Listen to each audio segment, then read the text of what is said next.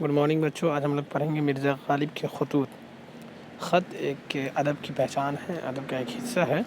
خط لکھنا یہ لٹریچر کے اندر ہی شمار کیا جاتا ہے، اور خط کے اندر ایک انسان دوسرے انسان اپنے جذبات کی ترجمانی تحریری شکل میں کہتے ہیں، اسے خط کہتے ہیں. پہلے زمانے میں جو ہے موبائل اور انٹرنیٹ کی جب کمی تھی، جب نہیں تھا، تو لوگ خط لکھنا بہت ہی عام تھا. اور ہم اور جب جیسے آپ اپنے جذبات کا اظہار اگر آپ کرنا چاہتے ہو تو آج کے زمانے میں واٹس ایپ ہے، فیس بک ہے، میسنجر، بہت سارے جو آلات ہیں جس کا استعمال آپ کرتے ہو، جو سوشل نیٹ ورک کہلاتا ہے. لیکن آج سے پہلے، چند سال پہلے، 5-10 برسوں پہلے، 15 برس پہلے ایسا زمانہ تھا جب موبائل اتنا عام نہیں تھا، یہ انٹرنیٹ وغیرہ نہیں تھے، اسمارٹ فون نہیں تھے زیادہ.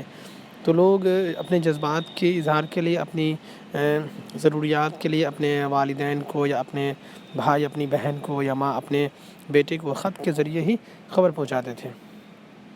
تو کہتے ہیں کہ خط کی جو شروعات ہوئی وہ کافی پرانی اس کی تاریخ ہے، لیکن مرزا غالب کے جو خطوط ہے وہ کافی مشہور ہیں. کہتے ہیں کہ اردو ادب میں سب سے زیادہ، اردو لٹریچر میں اگر کنہیں کے خط ہے تو وہ مرزا غالب کے ہیں. خطوط نگاری کہتے ہیں ادب کی ایک صنف ہے اور ایک اہم قسم ہے. بہت سے ادبا نے اس میں طبع آزمائی کی. غالب نے بھی خطوط لکھے، لیکن روایت سے ہٹ کر انہوں نے نیا طرز سخن ایجاد کیا. کہتے ہیں کہ غالب کے جتنے خطوط ہیں، وہ خط لکھنے کا جو طریقہ ہے، جو رسم چلا آ رہا ہے، اس سے کچھ الگ انداز میں، الگ ہٹ کے انہوں نے لکھا. اور شاعری کے ساتھ ساتھ خطوط نگاری کے بھی بادشاہ بن گئے. ان کے خطوط مانو کہ خط نہ ہو، بلکہ ایسا لگتا ہے جیسے آپس میں باتیں ہو رہی ہو.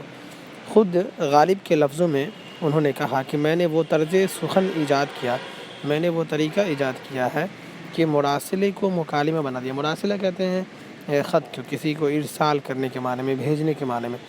تو جو چیز بھیجا جاتا ہے، جو خط بھیجے جاتے ہیں، تو پڑھنے کے بعد ان کے خطوط کو ایسا لگتا ہے کہ آپس میں ایک دو انسان بیٹھ کر باتیں کر رہا ہے. درج ذیل میں غالب کے خطوط کے چند نمونے پیش کیے جا رہے ہیں جو آپ کی اس نصاب میں شامل کیا گیا، آپ دیکھ سکتے ہو. غالب نے ایک خط لکھا منشی ہرگوپال تفتہ کے نام. یہ ایک دوست تھے، ان کے جاننے والے تھے، ان کے نام انہوں نے خط لکھا. کہا کہ کیوں صاحب، روٹھے ہی رہو گے یا کبھی منو گے بھی، یعنی کبھی مان بھی جاؤ گے. ہو سکتا ہے کسی بات پہ دونوں میں ناراضگی ہو گئی ہو، اور اگر کسی طرح نہیں منتے تو روٹھنے کی وجہ تو لکھو کہ آپ مجھ سے کیوں ناراض ہو. آج کے زمانے میں فیس بک، واٹس ایپ، تو آپ ترنت پوچھ لیتے ہو اگلے انسان سے جو آپ کو لگتا ہے کہ ناراض ہو گیا ہے، کہ بھائی کیوں ناراض ہو، بتاؤ جلدی. پہلے زمانے میں لوگ خط لکھ کے اور خط کے ذریعے، لیٹر کے ذریعے پتہ کرتے تھے. میں اس انتہائی میں صرف خطوں کے سہارے جیتا ہوں، میں اس تنہائی میں خطوں کے سہارے جیتا ہوں. یعنی جس شخص کا خط آیا میں نے جانا کہ وہ شخص تشریف لایا. خدا کا احسان ہے کہ کوئی دن ایسا نہیں ہوتا جو اطراف و جانب سے 2-4 خط نہیں آتے رہتے. اطراف کہتے ہیں اپنے آس پاس کے علاقوں سے کوئی نہ کوئی جاننے والے ہیں جن کے ذریعے سے، مادھیم سے خط آ جاتے ہیں. بلکہ ایسا بھی دن ہوتا ہے کہ 2 بار ڈاک کا ہر کاڑا خط لاتا ہے، 1-2 صبح کو اور 1-2 شام کو. میری دل لگی ہو جاتی ہے، دن ان کے پڑھنے اور جواب لکھنے میں گزر جاتا ہے. یہ کیا سبب کہ 10-10 12-12 دن سے تمہارا خط نہیں آیا. یعنی وہ ناراضگی اظہار کر رہے ہیں منشی ہرگوپال تفتہ کو خط لکھ کے کہ بہت دن سے تمہارا خط نہیں آ رہا، 10-12 دن ہو گئے.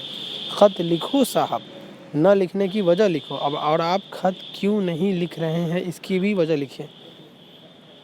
آدھ آنے میں بخل نہ کرو. خط بھیجنے میں آدھا آنا لگتا ہے، ظاہر سی بات ہے. کوئی چیز کو پوسٹ کرنا ہے، دوسری جگہ بھیجنا ہے، تو اس میں پیسے لگتے ہیں. جیسا کہ آپ کو پتہ ہے، کوئی بھی انویلپ ہو جاتے ہیں پوسٹ آفس تو اس میں پیسے لگتے ہیں، اسپیڈ پوسٹ، رجسٹری.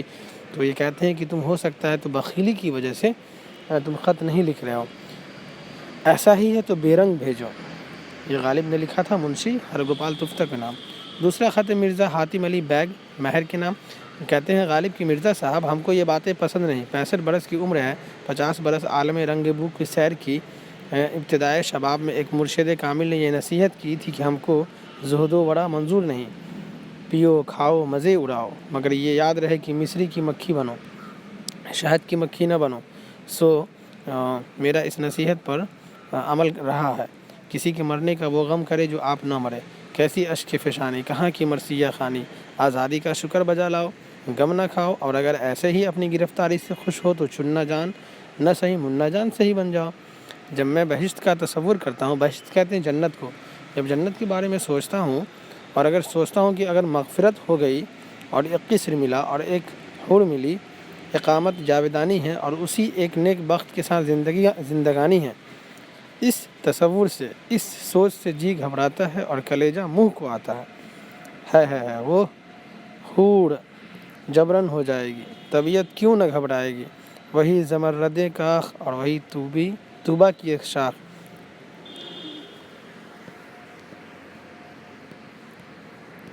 اب اس میں آپ دیکھ سکتے